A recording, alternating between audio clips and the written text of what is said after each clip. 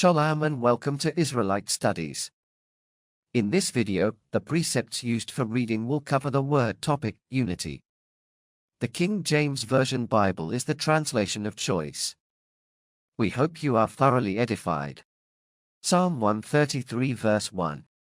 Behold, how good and how pleasant it is for brethren to dwell together in unity.